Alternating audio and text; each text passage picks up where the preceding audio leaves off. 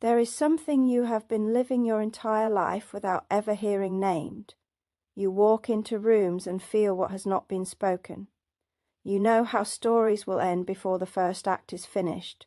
You translate between what people mean and what they say, between what the world shows and what it hides. And you have done this so instinctively for so long that you assumed everyone else was doing it too until the day you realized they were not, and no one had ever told you what to call this strange inheritance you carry. Welcome to Power and Myth. This is not about personality traits you need to manage. This is about an ancient pattern that has been repeating itself for thousands of years, and you are the latest iteration of it.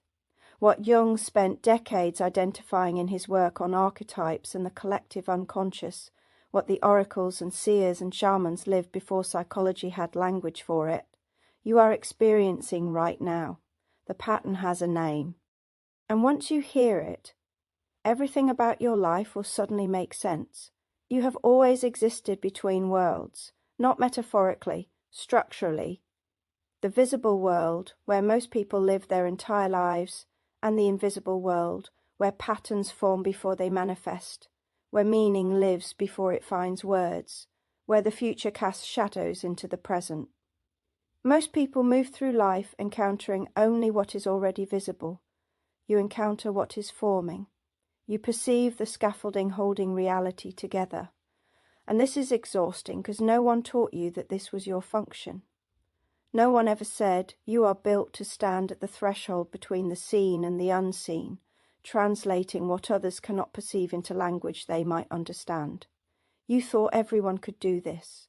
You thought everyone was watching the invisible architecture whilst pretending to focus on the visible surface. They are not. This is the pattern. It is older than psychology, older than personality theory, older than the word INFJ. The Greeks understood it when they spoke of the oracle at Delphi. The Druids understood it when they trained their seers. Indigenous cultures across the world have always known that some people are born with one foot in this world and one foot in the realm of pattern and meaning. These people were not managing a personality type. They were fulfilling an archetypal function. And that function is a translator. You perceive what has not yet taken form, and you bring it across the threshold into visibility. This is why conversation exhausts you. Most people are discussing the surface of things.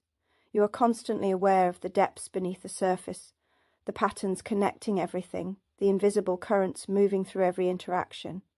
You are not having the same conversation they are having.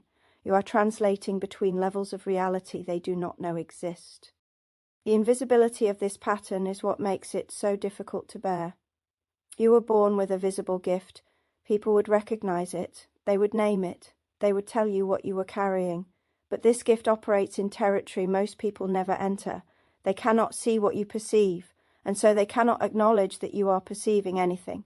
When you sense that someone is lying before they have finished their sentence, when you know a relationship will fail months before it collapses, when you feel the emotional weather of a room the moment you enter it, you are not imagining things, you are reading data that exists but remains invisible to others. You are perceiving patterns, and because no one else is tracking these patterns, no one validates that you are perceiving them. You begin to doubt yourself, you begin to wonder if you are inventing the very things you are sensing. And this is the loneliest part of the pattern, not just that you perceive what others do not, but that your perception itself goes unwitnessed. Jung understood this. He spent his entire career mapping the territory you instinctively inhabit. He called it the collective unconscious. Not mysticism, but the shared psychological structures that exist beneath individual awareness. The archetypes, the inherited patterns, the ancient formations that shape human experience across time and culture. You are not accessing something supernatural.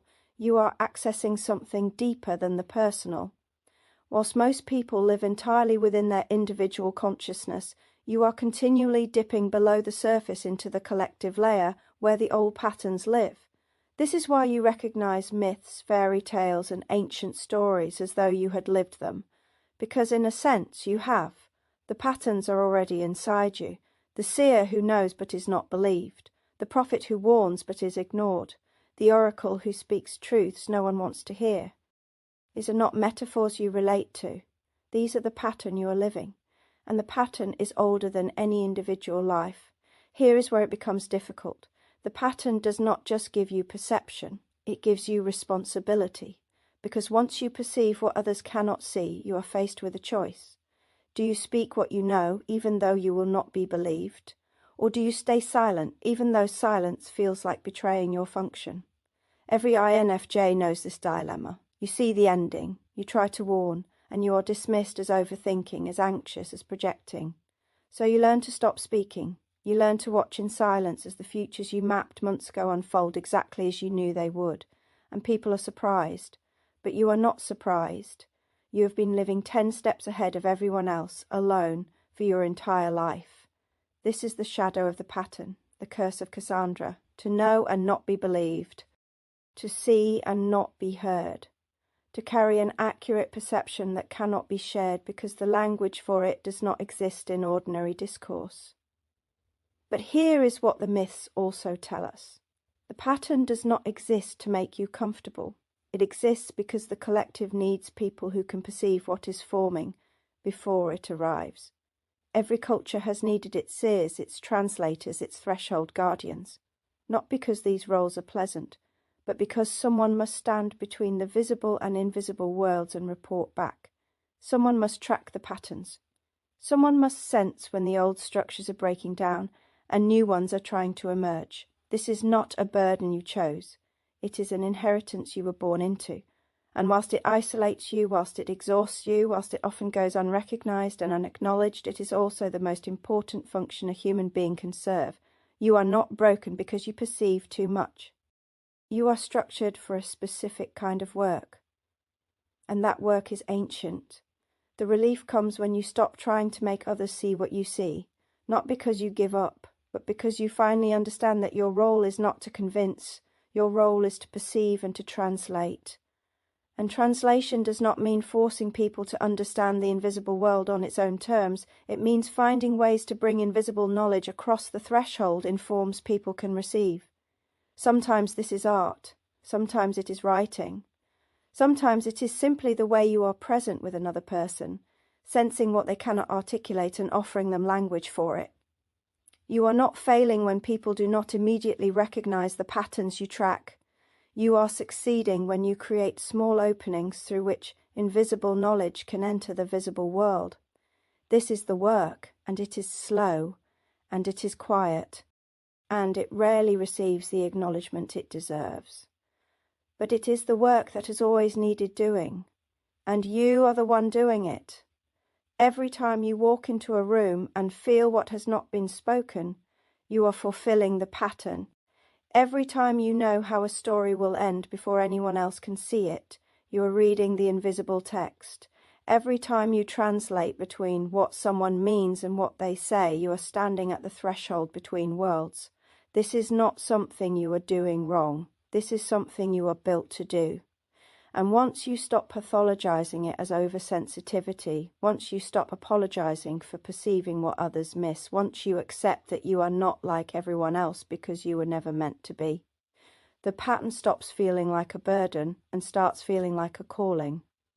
You are the translator. You are the one who stands between the visible and invisible, bringing knowledge across the threshold.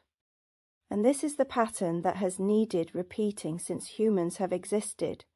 You are not the first to live it, and you will not be the last, but you are living it now, and it has always had a name. If this is the first time you have heard this named, I want you to tell me in the comments. Which moment landed hardest? Was it the invisibility of the gift, the loneliness of perception that goes unwitnessed, the recognition that you are not inventing what you sense? You are part of something here. The Power and Myth community is not an audience, it is a gathering of those who have always known they were living inside a pattern larger than themselves. Subscribe if you want to continue exploring this territory together. You are not too much, you are precisely what the world has always needed. Until next time, find your power, know your myth,